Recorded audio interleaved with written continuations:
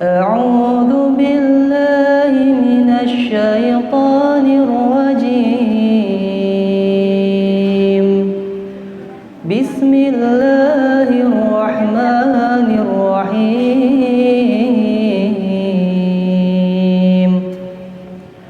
الرحمن علم القرآن خلق الإنسان علمه البيان. الشمس والقمر بحسبان والنجم والشجر يسجدان والسماء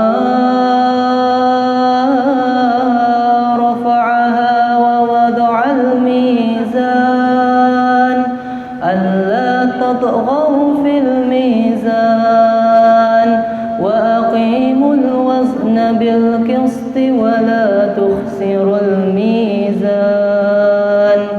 والأرض وضعها للأنام فيها فاكهة والنخل ذات الأكمام والحب ذو العصف والريحان. فبأي آلاء ربكما تكذبان؟ خلق الإنسان من صلصال كالفخار وخلق الجان من مارج من نار. فبأي آلاء ربكما تكذبان؟ رب المشرقين ورب المغربين. فبأي آلاء ربكما تكذبان؟ بسم الله الرحمن الرحيم.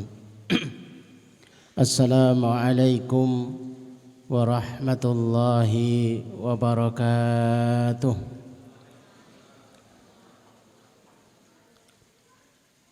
Alhamdulillahi Rabbil Alamin. Wassalatu wassalamu ala ashrafil anbiya'i wal mursalin wa ala alihi wa ashabihi wa man tabi'ahum bi ihsanin ila yaumiddin. Asyhadu an la ilaha illallah wahdahu la syarikalah wa ashhadu anna Muhammadan abduhu wa nabiyuhu wa rasuluh la nabiyya wa la rasula ba'dah.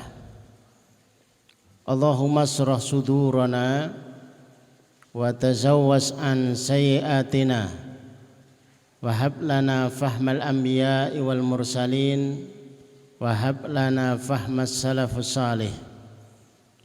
Allahumma anfa'na bima 'allamtana wa 'allimna ma yanfa'una wa zidna ilman wa na'udzu billahi min ahwali ahli nar. Allahumma la sahla illa ma ja'altahu sahla wa anta taj'alul hazna idza syi'ta sahla. Rabbi shrah li sadri wa yassir li amri wahlul 'uqdatam min lisani yafqahu qawli. Rabbi zidni ilma. Subhanaka la ilma lana illa ma 'allamtana innaka antal alimul hakim. Rabbana atina min ladunka rahmah wa hayyi' lana min amrina rasyada. Wa ba'd. Ikhwanu fiddin, Bapak Ibu yang semoga dirahmati Allah, semoga dicintai Allah Subhanahu wa taala. Ada jaminan profesi apapun yang kita kerjakan, tapi kalau ada aktivitas ini, maka jaminan ia berada dalam kebaikan. Saya suka menyampaikan ini karena begitu sulitnya menjaga diri di dalam zona kebaikan itu ya. Tapi begitu mendengar hadis ini menjadi lebih sederhana yang menjadi indikatornya. Ketika Rasulullah SAW menyatakan man yuridillahu bihi khairan yufaqihu fiddin. Siapapun yang Allah kehendaki padanya kebaikan. Berarti siapa yang ada beramal ini memastikan dirinya dalam profesi apapun ia berada dalam kebaikan. Apa itu yufaqihu fiddin? Proses memahami agama Allah. Bahwa bapak ibu yang hadir ini faham tidak faham, bisa diamalkan belum diamalkan, tapi ketika terlibat di dalam sebuah pekerjaan yang di dalamnya ada memahami agama Allah, maka itu berada dalam wilayah dikehendaki Allah dalam kebaikan. Lebih spesifik, memahami agama Allah itu prosesnya seperti apa? Maka dalam hadis yang lain dijelaskan khairukum man ta'allamal Qur'an wa 'allamahu. Bukan hadis yang baru didengar oleh Bapak Ibu sekalian, tapi ini sudah sering sekali. Siapa-siapa yang dikehendaki, mohon maaf, sebaik-baik kalian yang di dalam kehidupannya ada dua profesi ini. Ta'allamal Qur'an wa 'allamah. Ada pekerjaan mempelajari Quran dan ada pekerjaan mengajarkan Quran. Bahwa Bapak Ibu sebagai guru sekalipun bukan mengajar materi Quran, sisipkan. Profesinya pemilik warung, ya sisipkan. Ada sebuah warung sate yang bagi kami itu hebat banget gitu ya. Di sela-sela melayani pembeli, sang bapak ini masih menyempatkan menyimak bacaan anaknya. Dan kalau sudah menyimak, ya dia mohon maaf kepada pembeli untuk menunggu dulu sampai tasmi' menyimak bacaan Quran anak ini selesai. Rijalun la tulhihim, ia ingin menjadi sosok lelaki yang tidak dilalaikan, yang tidak dibuat lupa. Tijaratuhum, perniagaannya, jual belinya, bisnisnya adzikrillah, dari mengingat Allah azza wa jalla. Silakan berbisnis, silakan berniaga, silakan berbisnis dan berusaha, tapi tidak melupakan kepada perintah Allah Subhanahu wa taala. Wa idza qudiyatis shalah, kalau sudah selesai mengingat Allah, ya cepat-cepat kembali lagi untuk mengerjakan, menebar ke mana yang mungkin akan mencari anugerah dari Allah Subhanahu wa taala. Berbahagialah Bapak Ibu yang dirahmati Allah. Kalimat ini akan selalu didengar oleh Bapak Ibu, sering didengar, bahagia, bangga ketika berada di dalam majelis ilmu. Karena ada yang banyak bangganya itu enggak di majelis ilmu. Cek aja di selfie-selfie itu. Kalau di tempat wisata, kafe, supermarket, tempat olahraga, tempat rekreasi gitu. Dan mereka menampilkan foto mereka itu bangga. Ekspresinya juga bahagia. Lah kita ingin rubah itu ya. Kalau kita itu tidak bisa dibuat nikmat dan puas di dalam taat kepada Allah, maka kita akan mencari kepuasan itu kepada selain taat kepada Allah. Kan ngeri itu ya. Kalau kita itu tidak puas di dalam mentaati Allah, itu nyari kepuasannya kepada selain taat kepada Allah. Maka carilah kepuasan di dalam mentaati Allah. Bagaimana caranya? Saya itu kalau sholat malam itu rasanya kok berat ya, kok nggak bisa nikmat. Lah kenapa? Ngantuk. Ya buat kopi. Sudah buat kopi kok masih ngantuk. Ya buat mie. Sudah buat mie kok ngantuk. Ya dipijeti. Sudah dipijeti kok ya ngantuk. Ya dijeweri gitu ya.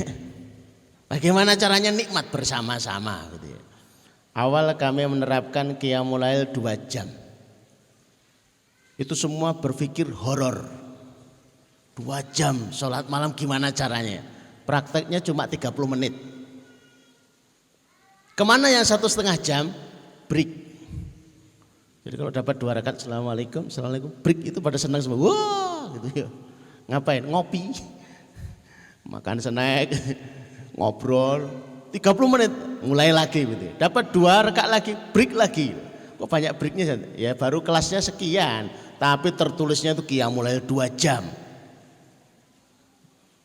Bangun malam 2 jam, yang untuk sholat 1/2 jam. Itu pun Bapak Ibu, jadi kalau ikut akan ketawa bener gitu ya. Kamu tuh suka bacaannya yang pendek-pendek karena yang ikut itu pesertanya bapak-bapak. Tapi rukuknya lama, sujudnya lama. Kamu biasa tasbih 10 kali. Subhana rabbiyal a'la 10 kali. Jadi kan agak lama. Sehingga ketika bangkit dari sujud itu ada yang tertinggal gitu ya.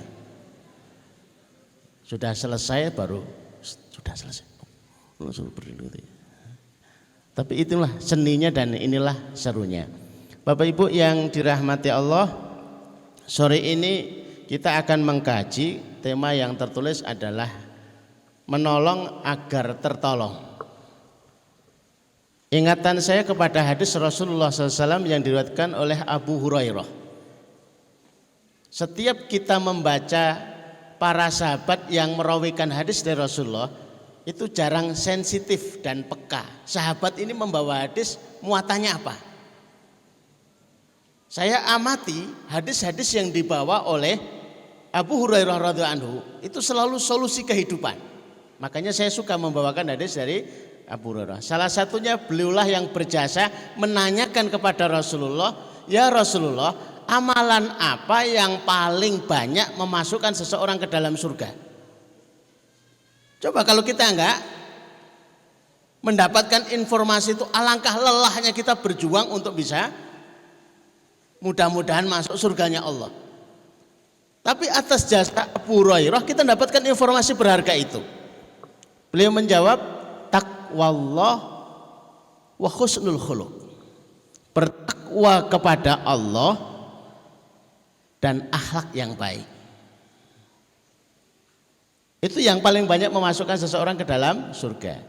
Pintu yang paling lebar dari surganya Allah itu dimiliki mereka-mereka yang berakhlakul karimah, akhlaknya yang baik. Sungguh seseorang dengan akhlaknya yang baik itu bisa naik derajatnya melebihi ahli qiyamul lail, melebihi mereka yang haji, melebihi mereka yang beribadah sedemikian tekunnya. Ini Abu Hurairah. Silakan tengok pada hadis-hadis yang lain. Beliau itu merelakan untuk tinggal di Masjid Nabawi, tinggal di Suffah sehingga menjadi ashabus Suffah karena tidak ingin kebersamaannya yang sesaat bersama Rasulullah itu terlewat barang satu kalimat pun dari Rasulullah, sehingga beliau terhitung sahabat yang meriwayatkan dari Rasulullah banyak ya. Bersama Rasulullah sebentar tapi karena mulazamah terus membersamai Rasulullah gitu ya. Disebut sahabat itu karena suhbah, selalu menyertai Rasulullah karena ingin semakin banyak yang di copy paste dari Rasulullah SAW.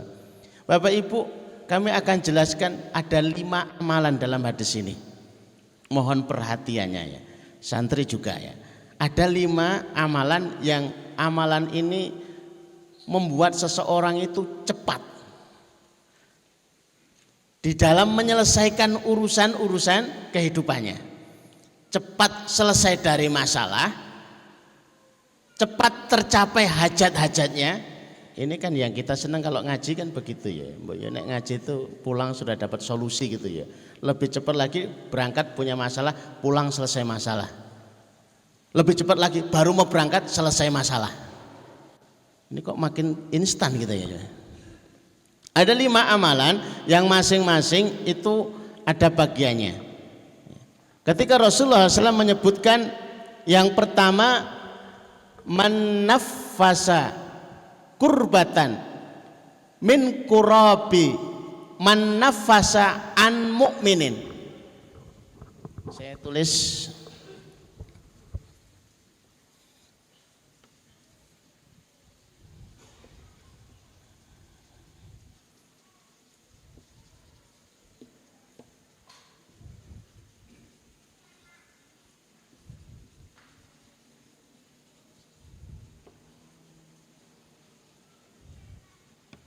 ini, saya garis bawahi Bapak Ibu, agar keraguan di hati kita itu sirna. Siapa yang mengangkat beban, mengangkat masalah, menghandle masalah dari seorang mukmin, tidak sembarang orang, tapi ada catatannya mukmin. Bagaimana kita tahu dia mukmin dan bukan? Ada 10 jamaah di masjid, lah kita itu pengen menghandle. Panjenengan sekeluarga nafkah tiap bulannya saya tanggung. Wah, kayak apa rasanya gitu ya? Sudah nggak usah repot-repot mencari nafkah, kami akan tanggung. Lah, kriteria mukmin yang seperti apa yang akan kita tanggung kalau itu kita mencarinya susah? Rasulullah sudah memberikan sebuah indikator, tanda ciri yang simpel. Idza ra'aitumur rajula ya'tadul masjida fashhadu bi annahu mu'min. Kalau kamu melihat seseorang itu terbiasa dengan masjid, maka persaksikanlah dia seorang mukmin. Tidak usah dites pakai swab gitu. Mukmin bukan nanti ya, atau pakai termogan. Ini mukmin atau bukan? Ngetes mukmin itu bukan itu. Ngetes mukmin itu dari absensi masjid. Dia sering gelibet aja di masjid itu ya. Itu mukmin. Innama ya'muru masajidallah man amana. Sesungguhnya yang bisa memakmurkan rumah Allah itu hanya orang beriman. Nggak mungkin ada seseorang yang terbiasa betah, kangen, rindu, gelibet dengan masjid, kecuali dia ada iman di hatinya, dia mukmin, seneng banget itu yang gelibet di masjid itu. Maka ini ya, kriterianya, diangkat bebannya. Abu Bakar itu sahabat yang paling banyak mensubsidi keluarga-keluarga para sahabat. Jadi ditanggung yang susah-susah itu. Sehingga banyak yang kemudian dimudahkan karena sebab perbuatan Abu Bakar As-Siddiq itu. Karena beliau yang terbanyak, silahkan cek ada enggak sahabat yang lebih hebat daripada beliau? Tidak ada. Ada enggak yang lebih cepat daripada Abu Bakar? Tidak ada. Dan tidak mungkin ada. Karena gelar itu sudah melekat. Abu Bakar itu nama aslinya bukan Abu Bakar. Nama aslinya siapa Bapak Ibu? Ini hanya tanya saja loh, bukan kuis loh ya. Terus nggak ada hadiahnya gitu loh ya. Siapa namanya? Lupa atau nggak ingat?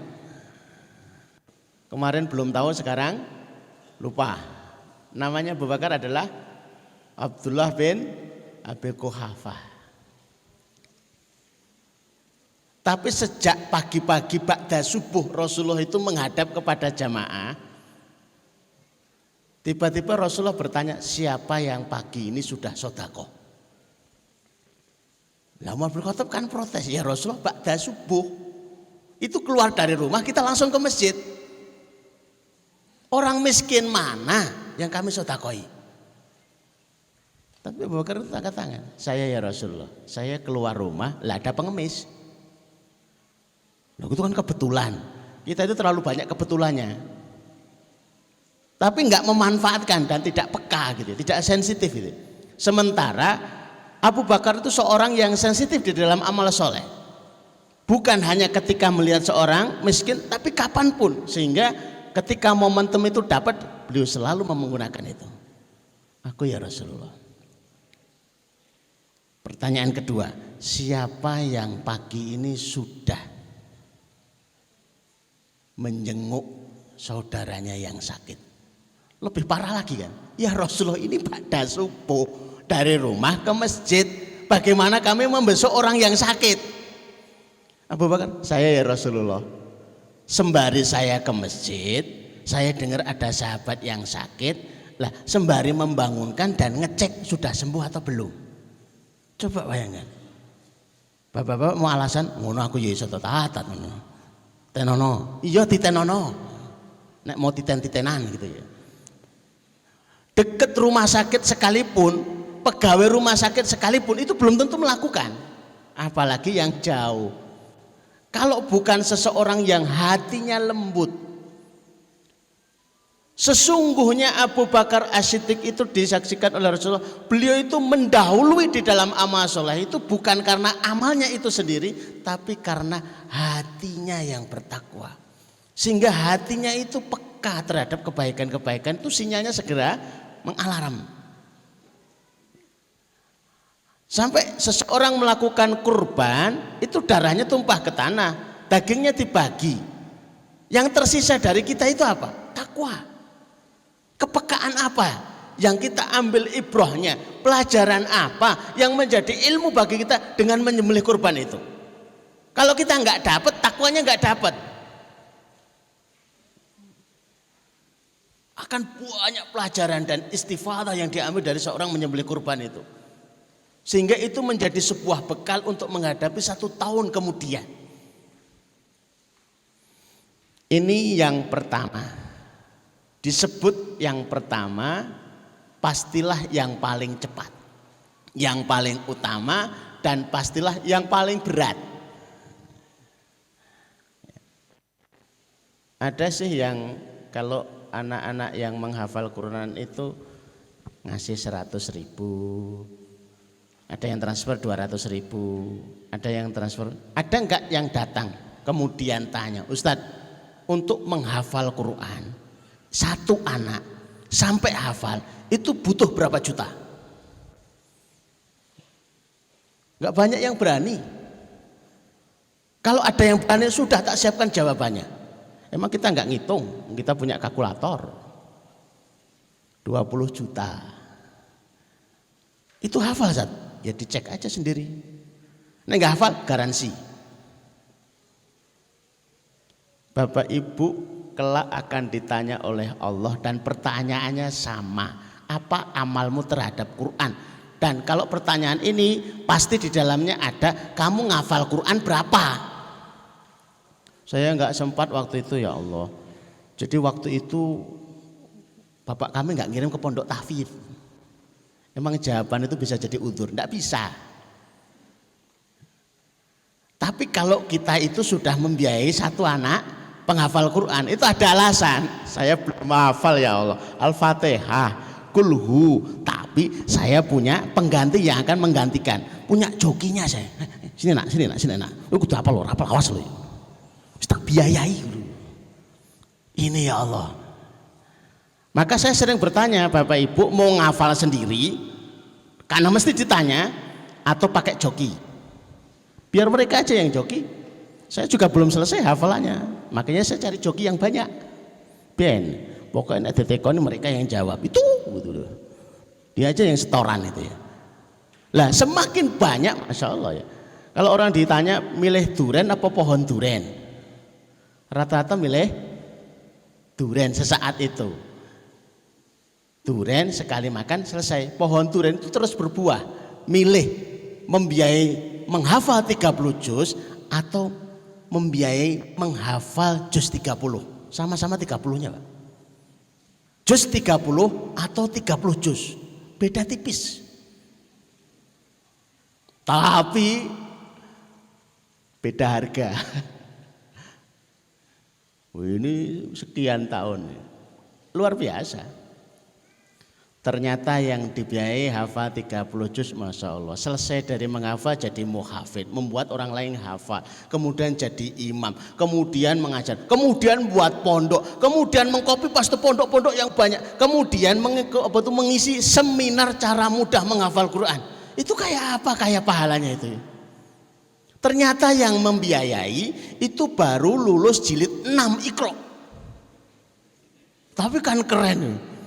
Di rekening pahalanya itu wah bermiliar-miliar pahala, kok keren banget ya, membiayai gitu ya, investor gitu ya. Jadi ya memang begitulah kayaknya seperti itu. Bayangkan seperti seorang beramal dan berbisnis itu hampir sama. Ada bisnis pribadi, ada bisnis bersama, ada investasi, ada amal pribadi, ada amal berjamaah, ada amal jariah. Ayo milih yang mana? Yang pinter bisnis mesti ngerti caranya itu ya. Makanya cerdas-cerdaslah beramal. Karena waktu kita terbatas dalam kehidupan ini. Yang kedua, man yassara mu'siron. Ini mengangkat ya. Ini mengangkat. Yang kedua, meringankan.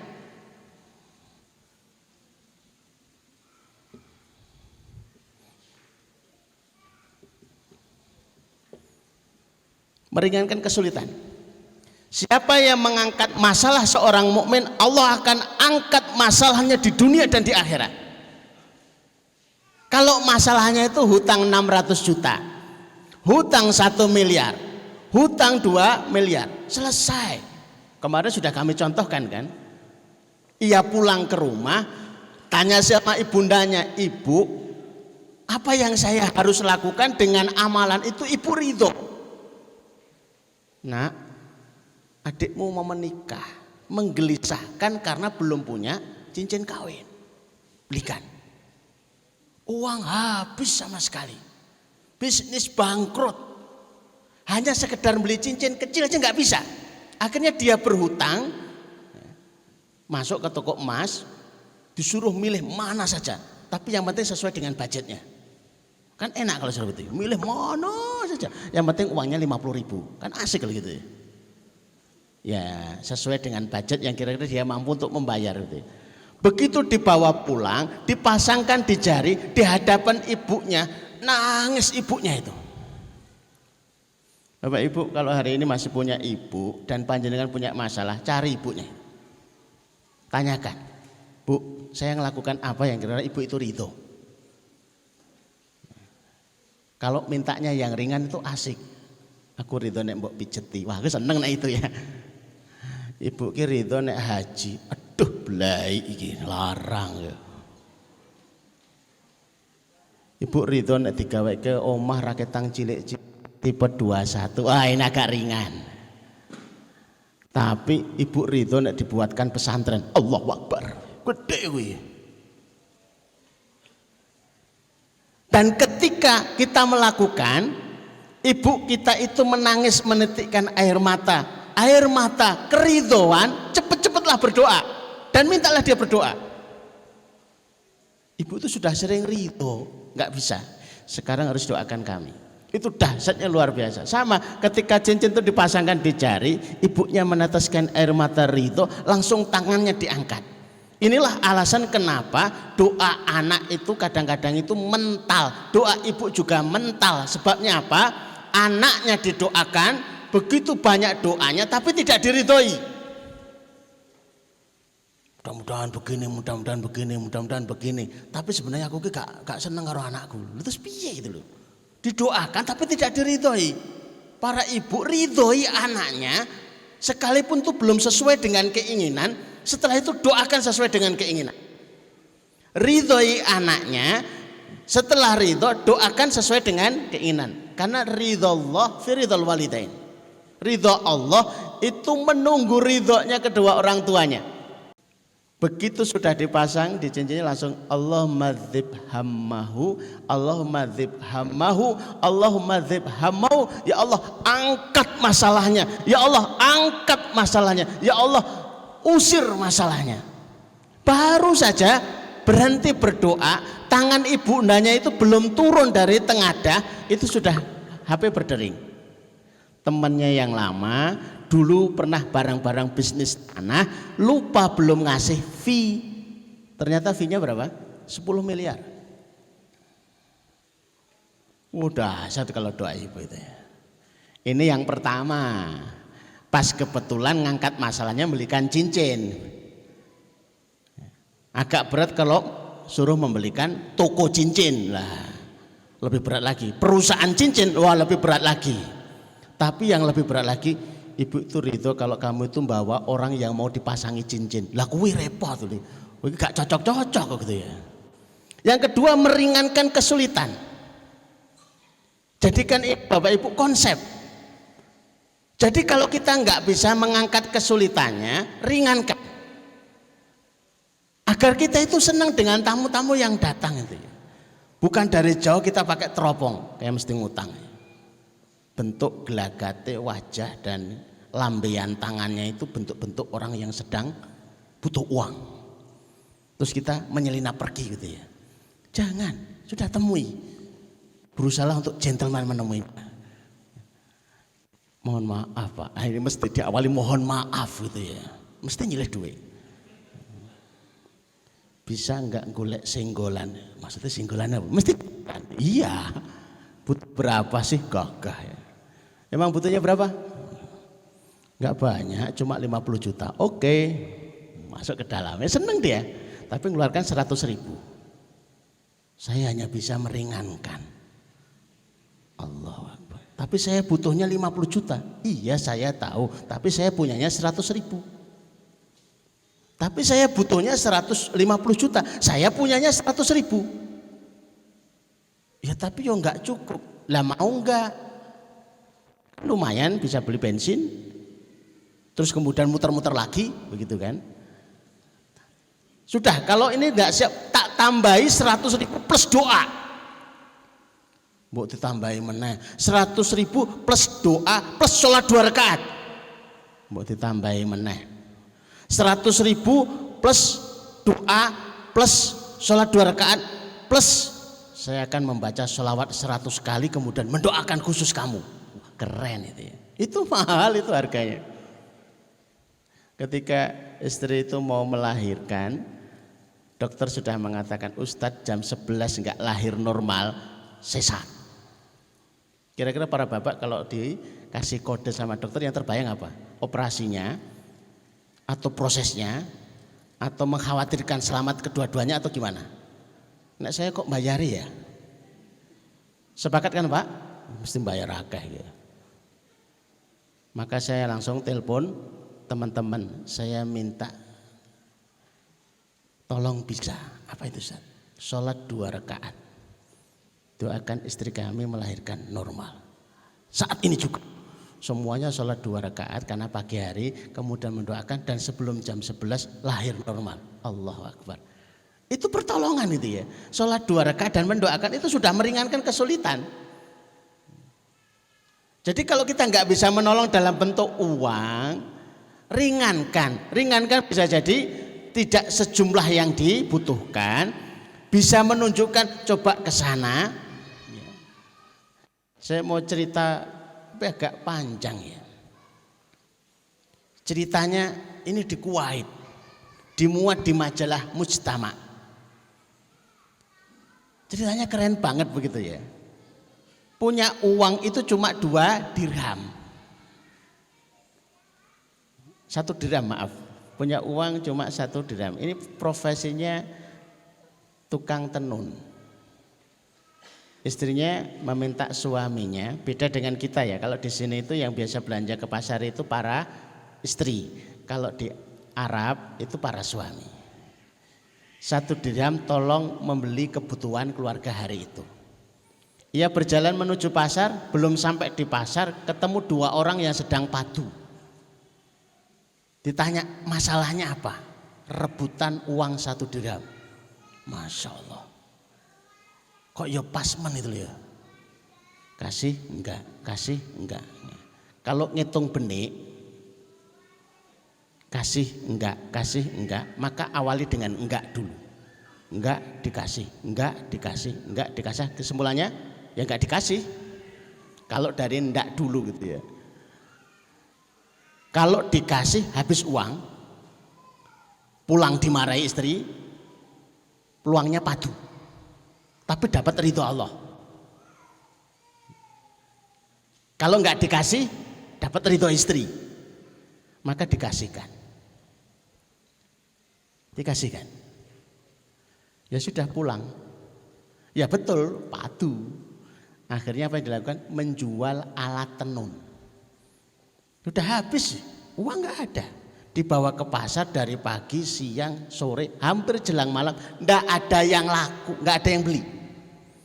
Sudah dibungkus lagi, dibawa pulang. Sudahlah, alamat nggak makan hari itu. Ternyata papasan di tengah jalan dengan orang yang jual ikan. Ikannya besar. Sama-sama nggak laku. Daripada nggak laku, yang satu butuh makanan, yang satu yang penting ikannya laku. Akhirnya barter. Ikan dibarter dengan alat tenun. Begitu sampai di rumah, ya sudah ajaib. Begitu dibuka perutnya ikan, itu ada seperti batu bulat sebesar telur puyuh. Ini apa ini? Mutiara. Barangkali Bapak Ibu ikut batin, masa mutiara di perut ikan? Ya terserah, ceritanya begitu. Saya juga nggak ngeyel waktu itu. Kenapa Bapak ngeyel? Kok yo udune kan tiram. Ya, ceritanya gitu, ya sudah manut wae. Mungkin tiram mengeluarkan mutiara terus ditelan ikan, gitu aja ceritanya, singkat begitu ya. Lah terus bingung. Lah dibawa ke toko emas. Ini yang asik. Ya, kalau orang-orang soleh kemudian di komunitas orang soleh itu enak gitu ya. Sampai di sana, saya kok nemu kayak gini ini. Coba dicek ini apa? Ini mutiara. Ini kalau dijual harganya berapa? Ini saya bisa menghargai 10.000 dirham. Tapi kalau pengen lebih, silakan jual di toko yang sana. Mungkin menghargai lebih dari saya. Coba bayangkan. Ada nggak yang kayak gitu, Pak? Ada nggak? Beras di tempat saya itu saya harganya sekian. Tapi kalau harga yang lebih murah itu di sana, Pak. Ya bangkrut lah caranya begitu tuh. Di sini saya berani membelinya cuma 10.000, tapi kalau harga lebih di sana. Dia pergi ke toko yang kedua. Toko kedua mengatakan saya berani membeli 40.000 dirham. Tapi kalau pengen harganya lebih, silahkan datang ke toko yang sana. Coba bayangkan, kok apianan gitu ya. Akhirnya dia pergi ke toko yang ketiga. Toko ketiga menyampaikan saya berani membeli 120.000 dirham. Kayaknya sudah nggak ada yang berani lebih mahal daripada saya menawar harga. Tapi kalau pengen mencoba ya silahkan, karena sudah ada prolog seperti ya sudah, saya ridho 120.000 dirham. 1 dirham dibalas 120.000 dirham.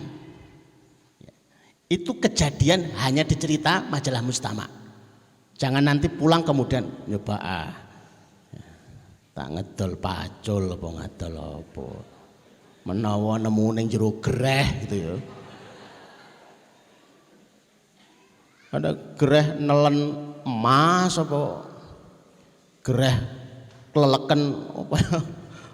Ya ceritanya beda.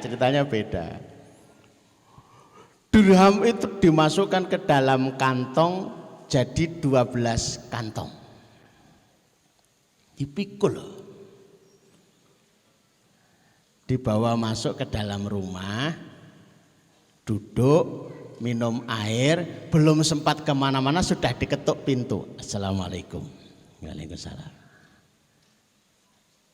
Saya orang yang kesusahan. Coba bayangkan. Ngertinan banget ini. Kok nggo duit kok ngertinan. Bapak Ibu pernah ngalami seperti ini, bar bayaran kok ya muncul gitu. Wingi-wingi ya neng ndi lho. Jangan aromanya itu tercium kalau pas lagi punya uang aja gitu loh. Nek pas bokek itu neng ndi gitu loh. Dapat 12.000, 120.000 dirham muncul. Saya tuh lagi susah, hidupnya begini.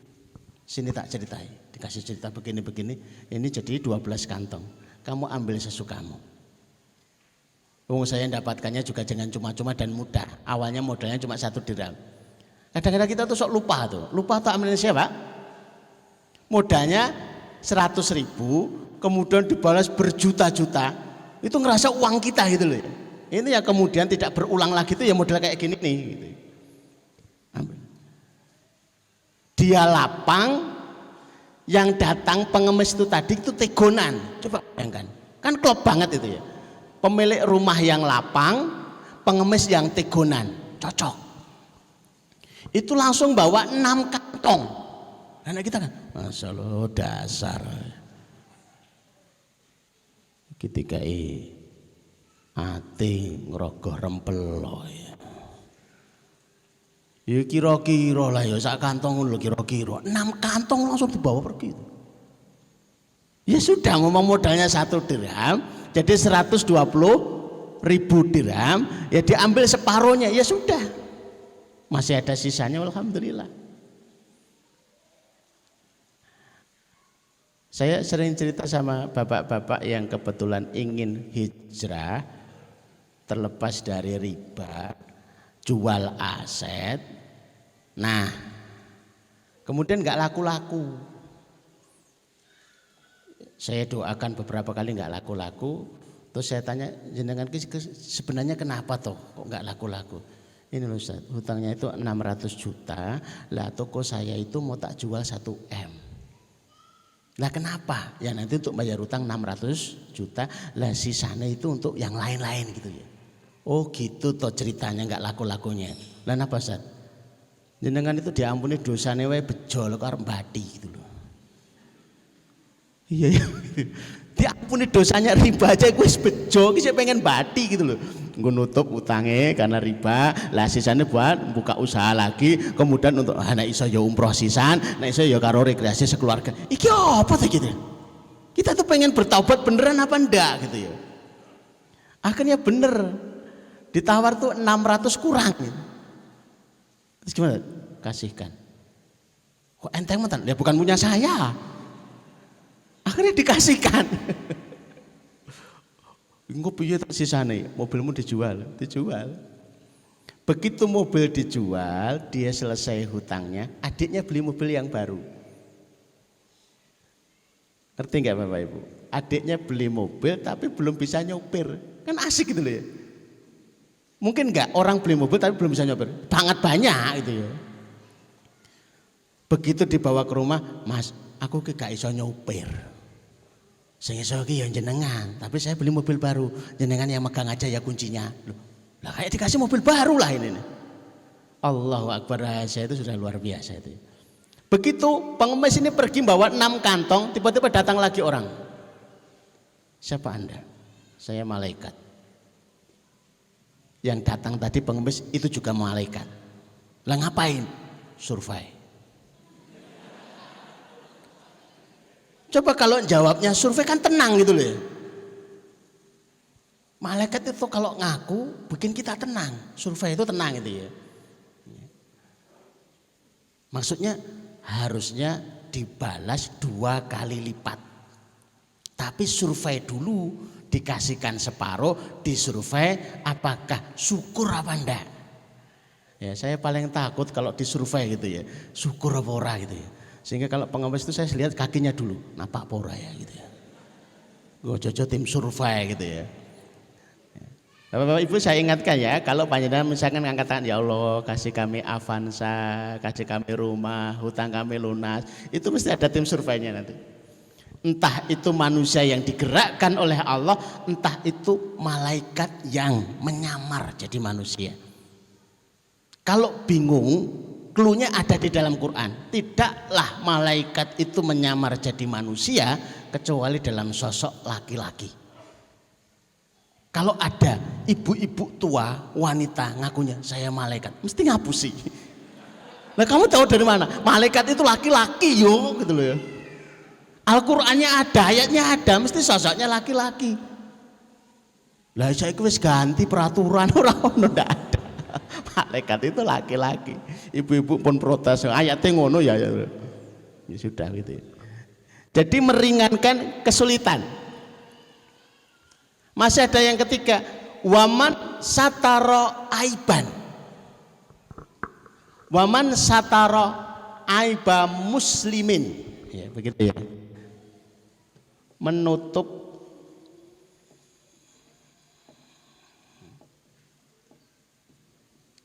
aib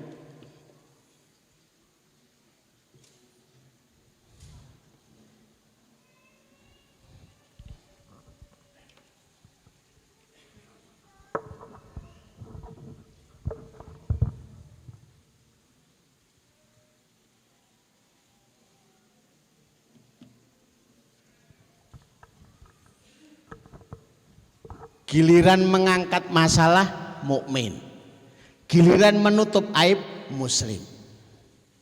Rahasianya di mana? Ini lebih berat daripada ini. Dan muslim itu bisa jadi itu suami kita atau istri kita. Kalau ada aib-aib yang butuh ditutup, tutup saja. Kehormatan yang harus dijaga. Kadang-kadang kita harus pura-pura. Berapa banyak bapak atau ibu itu berpura-pura di hadapan anaknya yang notabene juga seorang muslim. Bapak pun darah ya wes. Dan iki yo ngeleh. Karena tahu yang di meja makan cuma satu piring gitu loh. Wis ana piring ngono dadak ditekoni barang ngono. Iku langsung kon mangan kaya beres dak tekoni barang gitu loh. Kebiasaan mesti ngono. Nah ditawari kok ya ora tekan tuh ya, ora tega, enggak tega itu. Beli roti 1, bapak kerso, tega ya. Beli es krim 1, ibu mau, emang tega ya. Nyangkut di sini tuh nak, di mana? Anaknya yang kecil, mondok, terus disangoni terus lari ke toko beli es krim terus cuma dapat 1, ibu mau. Itu nek mau tenan, kebangetan gitu loh ya. Kepeksa di minum, nyangkut. Tapi karena ingin menutup kehormatan anaknya yang notabene juga muslim, sudah ibu itu sudah tua, ndak biasa minum yang dingin-dingin, habiskan. Siapa tahu habis minum es krim terus hafalanmu udah dilancar gitu. Ini satara 3 amal yang pertama yang disebut Rasulullah itu menjadi syarat kita itu wajib ditolong. Karena setelahnya wallahu fi aunil abdi makanal abdu aunan li akhihi. Allah pasti menolong siapa? Hamba yang dalam proses menolong saudaranya. Jadi kalau kita itu sedang butuh pertolongan Allah, maka tolonglah 3 jenis ini loh, perbanyak. Ya sebenarnya kita tuh ya butuh untuk nafkah sehari-hari, tapi nekat gayanya kayak wong sugih, tak tanggung. Emang tuh ya ora, lo kok wani, jadi goleki gitu ya. Siapa tahu dengan keberaniannya itu maka Allah kemudian melihat kita, dengan itu akan ditolong oleh Allah Subhanahu wa taala. Saya ikutkan kisah karena tadi informasi waktunya agak panjang Ustaz. Jadi tahu saya ini rotok dawa lah, aku seneng gitu. Ada jamaah kami dari Jakarta hijrah ke Semarang. Hijrah ke Semarangnya karena bangkrut dan itu pun karena insiden. Bingung mau kemana mencari solusi, terlilit hutang 11 M. Pokoknya datang aja ke stasiun, naik kereta api mana saja yang masih bisa kesusul gitu ya. Ya dapatnya Semarang. Kenapa harus sampai Semarang? Karena harus ketemu dengan saya. Gitu. Takdirnya waktu itu gitu loh ya. Saya juga nggak ngerti mau ketemu apa gitu ya. Itu qadarullah. Nyari pekerjaan apa saja itu nggak dapat, tinggal uangnya 200. Ya saya cerita ini tahu. Tinggal 200.000. Itu uang yang tersisa. Tahu-tahu ba'da subuh itu di depan rumahnya itu sudah ditunggu ibu-ibu sama anak-anak. Bu, nonton apa bu? Pak, bu kami ditolongi. Anak saya nggak boleh ujian karena belum bayar SPP. Lah butuhnya berapa Bu? 200.000. Kok pasti banget gitu loh yuk. Apa jangan-jangan sudah kong kali kong. Lah kong kali kong sama siapa gitu ya. Kok ya 200.000 gitu loh. Masya Allah. Kalau kita dikasih apa enggak Pak ya? Wah ya cadangan. Habis kok tinggal 200.000 itu ya. Bapak ini masih berpikir wajar. Saya ketemu terakhir beliau sudah punya 35 mobil. Berpikir wajar dikasihkan 180.000. Yang 20.000 nggo jogo-jogo. Begitu sudah dikasihkan, ibunya ngasih telur. Pak, mohon maaf saya punya telur asin sebagai ganti ya barter. Ya. Kata bapaknya ketika cerita pada kami, saya nyari telur asin seperti yang dikasih ibu itu belum pernah ada. Enaknya luar biasa. Besok pagi datang lagi ibunya sama anaknya. Bu, lo kok datang lagi toh Bu? Kurang Pak. Lah kurang berapa? 20.000. Astagfirullahaladzim.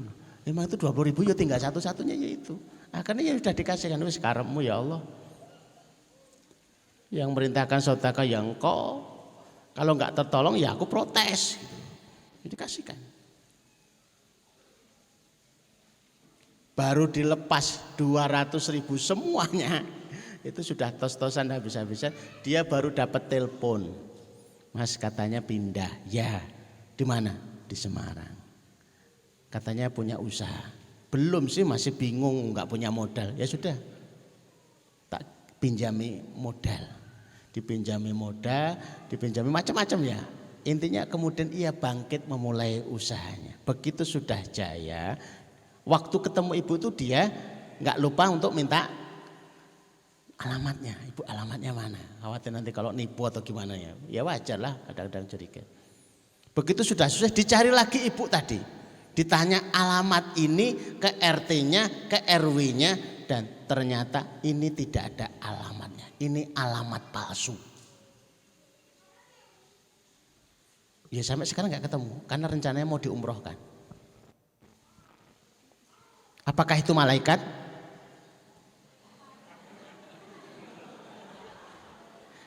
Makin pinter ini ya. Apakah itu malaikat?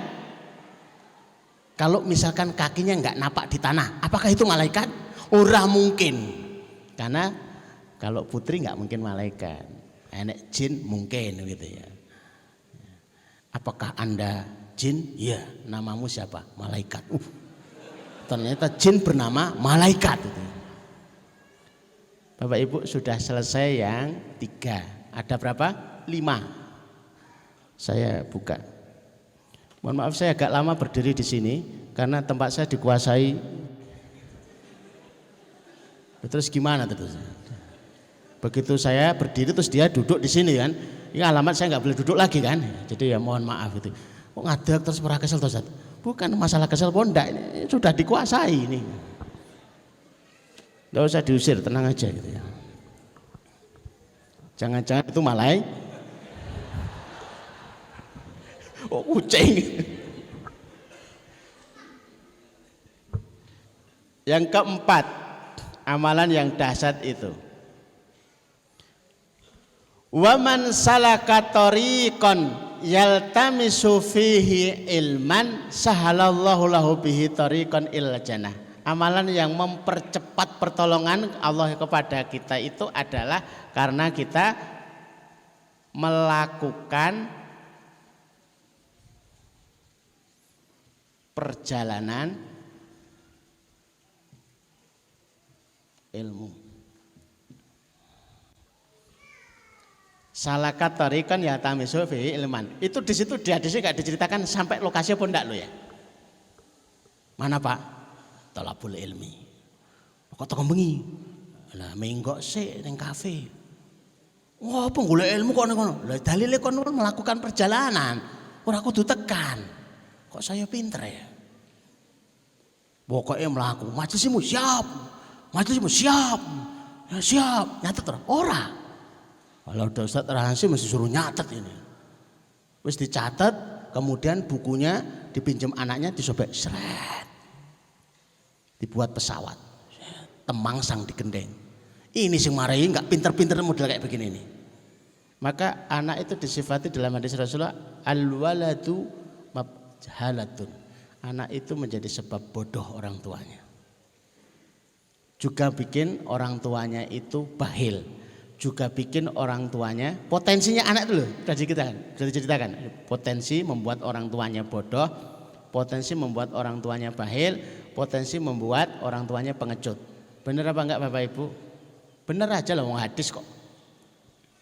Arep mangkat ngaji tuh, Pak, ikut. Engko mesti rewel. Ikut. Engko mesti rewel. Ikut. Nangis wes. Dijak numpak motor muter sekali. Kita wis ngantuk-ngantuk terus. Melek meneh, muter 2 kali. Melek meneh 3 kali. 5 kali. Alhamdulillah tidur. Begitu dikasihkan ke ibunya, ditidurkan, dia berangkat ke tempat majelis ilmu. Long 5 putaran rampung. Lah niki aja tidak pun rampung Pak. Niki jam pinten niku lho. Telat ini. Datangnya telat. Ya bikin enggak pinter ya kayak gitu kayak. Salah satunya itu. Jadi melakukan perjalanan ilmu itu akan dimudahkan perjalanan menuju surganya Allah. Semudah kita itu melakukan perjalanan ke majelis ilmu, semudah itu pula kita dimudahkan masuk ke dalam surganya Allah. Wis entengan wae lah. Mangkat andel bengok, sik ngopi sik. Bar ngopi, mangkat nah. Ngeleh mangan sik. Tekan gone rampung. Mulih nah. Sing isi sapa Pak? Ora ngerti. Isine apa? Luweh ora ngerti. Lah kok ngono kok majelis ilmu lho. Lah kan perintahnya itu melakukan perjalanan ilmu. Ora kudu ngerti sapa sing ngisi, apa meneh isine. Ngono kok pengen mlebu. Ora mlebu surga aku ya protes. Lho dalile ngene kok. Kok saya ngene ya? Saya ingat yang disampaikan Gus Pak itu senang kalau saya ngaji sama beliau itu karena kalimatnya itu enak gitu loh ya. Literasinya juga kuat, hadis-hadisnya juga sahih sebenarnya. Seorang badui datang kepada Rasulullah SAW terus tanya, ya Rasulullah, apakah nanti yang akan menghisap saya itu Allah? Ya, berarti beres. Loh kok beres? Sepengetahuanku dalam rekaman kenanganku Allah itu baik. Selama ini saya kenal Allah itu baik, berarti beres. Repot kalau yang menghisap itu bapak saya, karena kadang-kadang apik, kadang-kadang jelimet malahan loh. Allah itu suka memaafkan, Allah itu suka memaklumi. Anak orang kan enggak itu ya. Utang rong wayahe jatuh tempo aja ditagih kok. Kalau yang menghisap Allah berarti beres gitu ya. Kok penak ya? Itu orang badui. Ini orang nggak pinter itu ya. Kadang-kadang orang nggak pinter itu bikin iri gitu. Pertanyaannya singkat, padat, tapi yus sak kepar pede gitu ya. Tapi Rasulullah menyatakan, siapa yang ingin melihat ahli surga, lihatlah orang ini. Siapa yang ingin melihat ahli surga, lihatlah orang ini. Pertanyaannya kalau simpel ngono wis mlebu surga langsung gitu ya. Ya Allah, apakah nanti yang akan menghisap saya itu Allah? Ya beres berarti. Setahu saya Allah itu baik. Berarti kan beres-beres saja gitu ya. Ya, dosa banyak ya diampuni, jelimet ya dimudahkan. Ya, dia selalu mintanya begitu. Ya.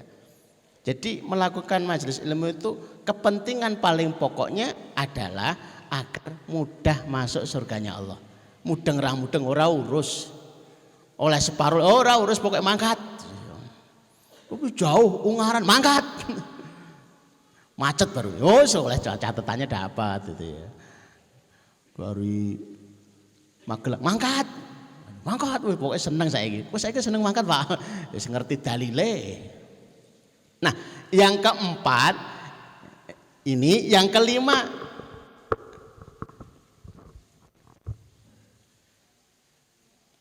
masih satu hadis itu. Bukan hadis beberapa teman. Ini satu hadis itu.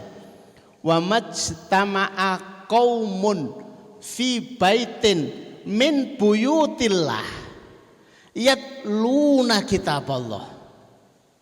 Tidaklah berkumpul satu kaum sekelompok orang di satu rumah dari rumah-rumahnya Allah melakukan tilawatul Quran. Yatluna kitaballah wa yatadarasuna fi, dan tadarus, mengkaji. Berarti nek kowe ndek masalah Gus, pokoke ning masjid maca Quran, ngumpul wong akeh ngajar. Iya. Santri-santri enggak ngerti apa yang kami lakukan itu. Pokoke manut ustate ngono wae. Besok tagihan proyek piro sekian, ngaji. Wah, apa toh ngaji? Lah dalilnya ada. Membaca Quran.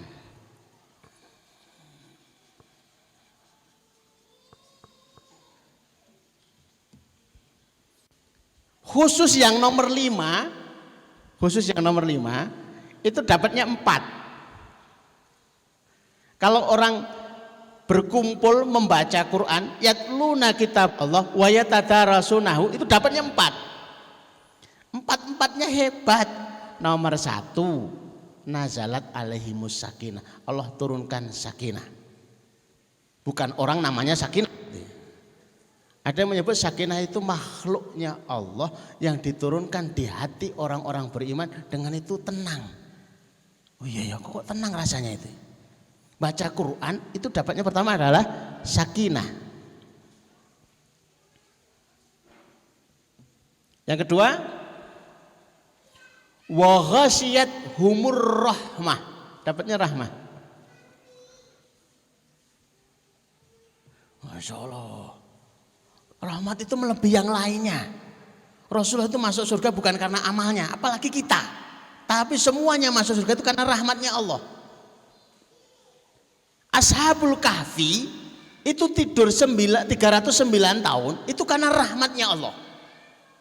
Rabbana atina min ladunka rahmah wa hayyi lana min amrina rasyada. Ya Allah, sudah lelah semuanya. Kami hanya butuh rahmatmu ya Allah. Mudah-mudahan kami istirahat, bangun tidur, urusan rampung. Lah yang dihadapi ki satu kerajaan, mereka bertujuh, terus ngadepi piye gitu loh.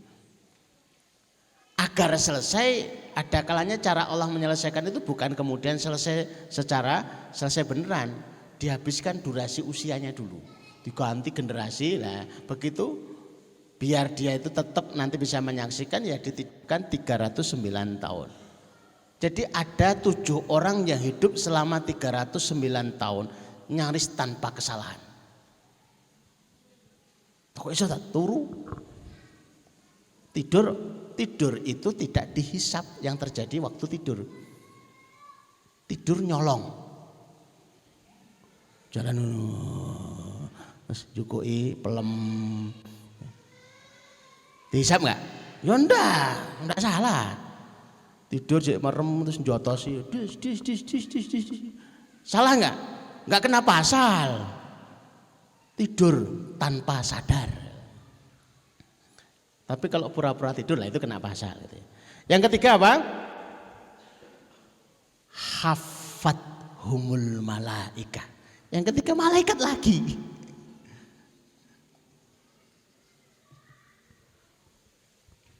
Coba Pak, ngundang malaikat itu simpel kan?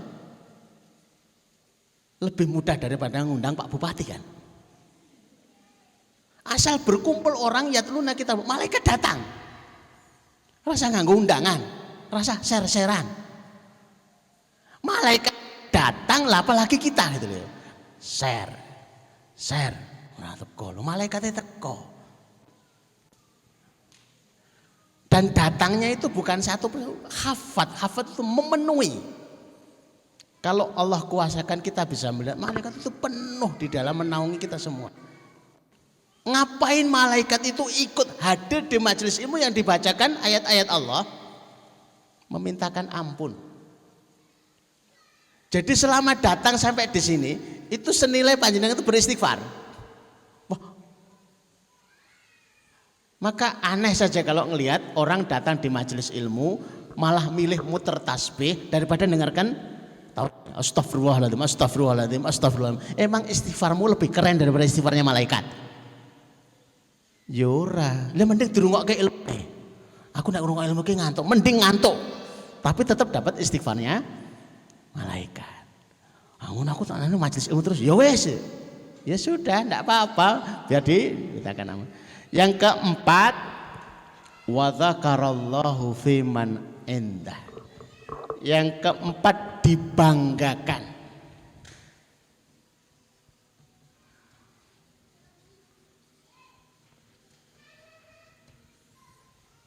Siapa yang membanggakan? Allah. Kepada siapa? Di hadapan makhluk langit. Gimana kalau Bapak Ibu pengajian begini kemudian diliput dan liputannya ditayangkan di seluruh Indonesia? Keren enggak? Wah, keren banget. Bagi saya enggak. Saya tak begitu senang diliput kemudian ditayang-tayang, enggak terlalu senang gitu ya, biasa aja. Kalau enggak menghasilkan closing enggak lah. Kalau menghasilkan closing ya senang. Beli kamera begini juga sama. Itu kamera yang sekali syuting closing enggak? Kalau enggak usah dibeli lah. Ya, cari kamera yang sekali syuting langsung closing gitu ya. Karena yang kita biayai banyak.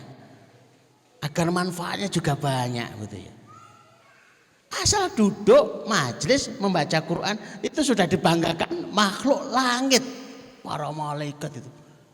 Iri ngelihatnya itu. Malaikat iri. Masya Allah. Ini biasanya sampai di sini diterangkan dalam hadisnya. Ternyata kalimat akhir bagi saya sangat menentukan. Habis. Berarti memang selesai, Pak. Jangan dipaksakan, duduk nggak bisa, ngelanjutkan nggak bisa, terus gimana saya? Kalimat akhirnya man batta'a amalu lam yusri lahu nasabu. Siapa yang lamban beramal, nasabnya tidak bisa mempercepatnya. Ini amalan yang cepat. Saya tahu kalau amalan ini cepat ya dari kalimat yang bawah itu ya. Yang paling akhir itu, amalan ini bikin cepat. Kalau nggak segera melakukan 5 amalan ini, artinya panjenengan pelan. Kalau lamban untuk mendapat pertolongan Allah, nasab tidak akan membantu. Ya Allah, kula niki keturunannya Pak Lurah, ora ngefek. Kula niku keturunan kiai, ora ngefek. Saya itu keturunan Nabi. Nabiullah Adam alaihissalam. Jauh lebih nggak ngefek. Keturunan raja, keturunan kiai, keturunan habib nggak ngefek kalau dia tidak segera melakukan 5 amal ini. Nggak ngefek kalau dia tidak melakukan.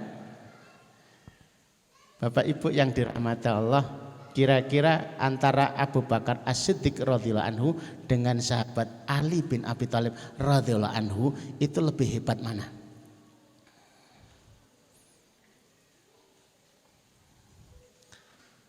Ayo, ya dua-duanya hebat. Lebih hebat itu mesti ada satu gitu loh ya.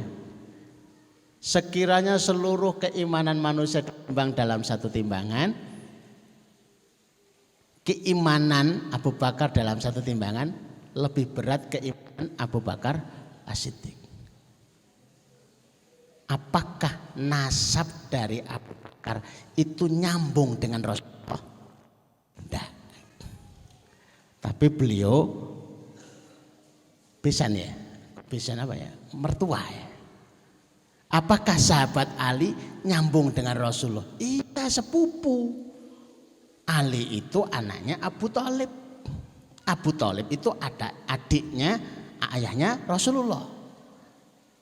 Abu Thalib itu adiknya Abdullah. Itu saudara kandung. Ini nasab kuat. Mestinya sahabat Ali itu lebih utama daripada sahabat Abu Bakar As-Siddiq. Kenapa sahabat Abu Bakar itu lebih utama? Jadi paham kan? Ketika semua orang membawa hartanya, Umar bin Khattab merasa menang, itu mesti menang. Separuh hartanya disedekahkan. Tahu-tahu datang Abu Bakar, seluruh hartanya disedekahkan. Ini sulit diimbangi, ditiru pun sulit. Ditanya Rasulullah, terus yang kamu tinggalkan untuk keluargamu apa? Allah wa Rasuluhu. Bapak-bapak berani mengungkapkan ini? Mangkat nggo mobil, nggo motor, sepenuh barang di dalam mobil, pulang jalan kaki. Neng di mobil Pak, saya sedekahkan semuanya. Nah, terus untuk kita apa? Allah wa Rasuluhu. Bisa diantem guling, centong, sapu, plek. Mesti ini bareng ngaji ngono kuwi urusane itu. Ya begitulah. Ternyata keimanan itu ya bertambah begitu ya. Jadi paham kan? Oh, Abu Bakar itu tidak senasab. Umpama senasab dengan Rasul, nggak sedekat sahabat Ali.